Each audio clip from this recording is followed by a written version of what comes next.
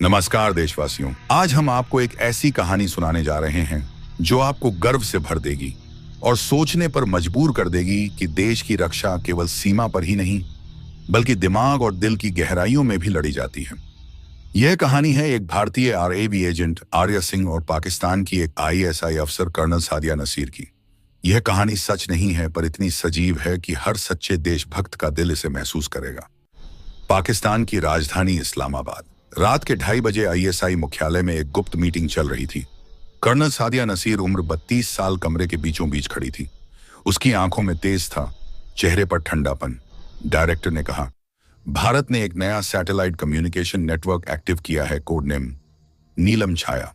हमें वह कोड चाहिए, किसी भी कीमत पर। सादिया बोली, मैं खुद यह मिशन लूंगी।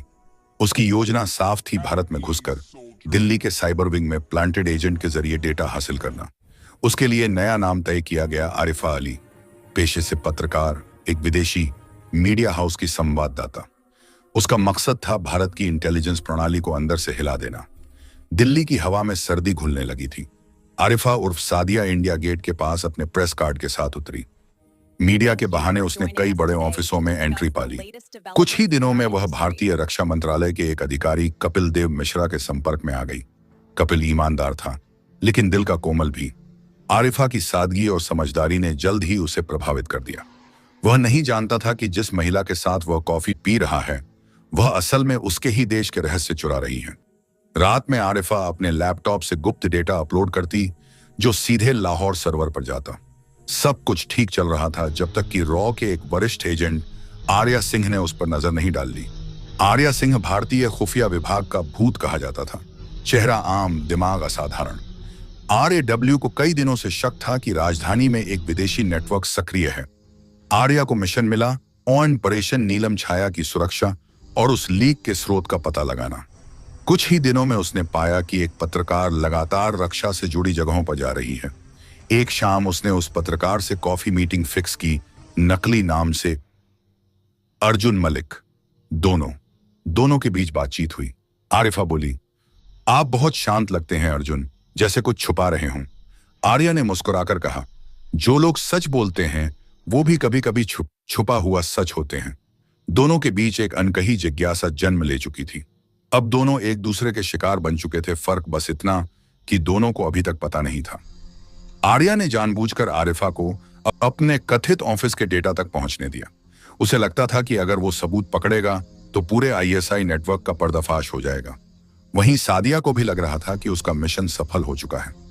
रात में जब उसने डेटा पाकिस्तान भेजने की कोशिश की तो सिस्टम अचानक ब्लॉक हो गया। स्क्रीन पर एक वाक्य उभरा, welcome colonel Sadia Naseer. Game over. Sadia का चेहरा सफेद पड़ गया। कमरे में दरवाजा खुला, सामने खड़ा था आर्या सिंह। वह बोला, भारत की मिट्टी पर खड़ी हो और इसे चोट पहुंचाने की कोशिश करती हो। अब बताओ, किसने भेजा है तुम्हें? सादिया ने ठंडे लहजे में कहा, तुम्हारे देश की रक्षा एक इल्यूजन है और तुम्हारा प्यार भी। आर्या मुस्कुराया, मुझे मोहब्बत से ज्यादा अपने वतन पर भरोसा है। रॉ मुख्यालय में सादिया से घंटों पूछताछ हुई, पर उसने एक शब्द भी नहीं बोला। आर्या के भीतर एक द्वंद्व चल रहा था, क्या यह महिला केवल दुश्मन थी या उस इंसान का भी अंश था जो किसी मकसद के लिए गुमराह हुआ। 3 दिन बाद अचानक रॉ मुख्यालय पर साइबर हमला हुआ। डेटा सर्वर क्रैश करने की कोशिश की गई। जांच में पता चला सादिया के नेटवर्क ने ऑपरेशन ब्लैक रिवर एक्टिव कर दिया है, जो पूरे नॉर्थ कमांड की फाइलें मिटा सकता था।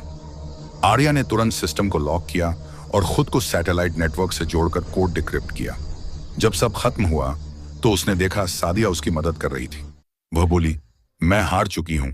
आईएसआई मुझे सिर्फ एक मोहरा समझता था, अब मैं उनके खिलाफ गवाही दूंगी। आर्या ने कहा, अगर तुम सच्ची हो तो सबूत दो।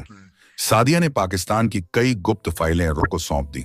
उन फाइलों से भारत ने अंतर्राष्ट्रीय मंचों पर आईएसआई की गतिविधियों को उजागर किया। सादिया को भारत में हिरासत में रखा गया। वह मौन रहने लगी, गीता पढ़ने लगी। आर्या उससे कभी कभी मिलने जाता। एक दिन उसने कहा, तुम्हारा देश मुझे गद्दार कहता है, पर तुम्हारा देश मुझे दुश्मन।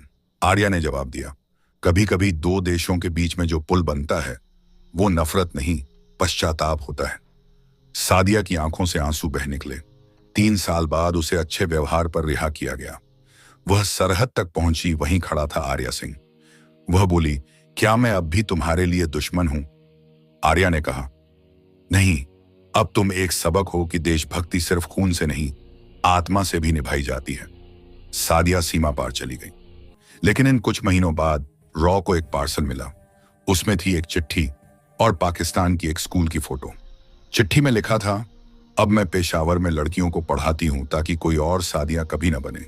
मेरे भीतर की नफरत मर चुकी है, अब मैं बस इंसानियत की एजेंट हूं। सादिया नसीर आर्या ने वह चिट्ठी अपने टेबल के नीचे रखी और फाइल बंद कर दी। ऑपरेशन नीलम छाया खत्म हुआ, पर उसकी गूंज इतिहास में रह गई। दोस्तों, इस कहानी का उद्देश्य किसी देश या व्यक्ति को नीचा दिखाना नहीं है, बल्कि यह दिखाना है कि सच्ची ताकत सिर्फ हथियारों में नहीं, इंसानियत या जागरूकता में भी होती है।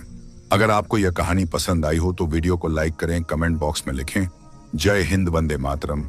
और ये आगे आने वाली कहानियां आपको सोचने, समझने और गर्व महसूस कराने पर मजबूर कर देंगी। फिर मिलेंगे अगली रोमांचक कहानी में, तब तक जय हिंद।